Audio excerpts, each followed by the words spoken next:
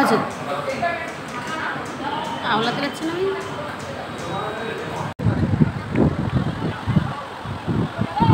Hi hello friend, তো সকাল সকাল ব্রেকফাস্ট চলে এসেছে, পরোটা, পুরি আর ঘুগনি।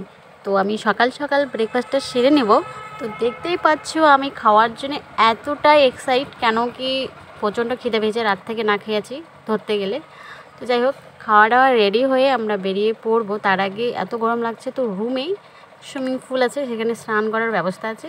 তো সেখানকার কস্টিউম পরে এত গরম লাগছিল, তো সেখানে আমি স্নান করে নেব। কিন্তু জানতে পারলাম যে এখানে স্নান করলে নাকি এক্সট্রা চার্জ লাগে, জানলে করতাম না, কারণ দীঘায় এসেছি, দীঘাতেই করতাম। তো ফাইনালি রেডি সেডি হয়ে বেরিয়ে পড়েছি 2টা 2:30টা, আর আমাদের প্রচণ্ডভাবে খিদে পেয়ে গেছে। তো আমরা খাওয়াতে অর্ডার করেছিলাম চিংড়ি মাছের মালাইকারি, 1 পিস 250 টাকা। ভাবা যায়, যদি কম হতো আমি প্রচুর মাছ খেতাম। তো যাই হোক, অসাধারণ টেস্ট ছিল।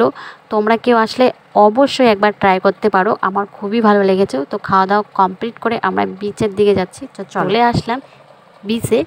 তো বিচে দেখো এতটাই মানে সৌন্দর্য, মানে ভাটা হয়েছে। আর জানলে এখানে স্নান করতাম, কিন্তু দুর্ভাগ্য নেক্সট দিন হবে। টাটা, আবার দেখা হচ্ছে।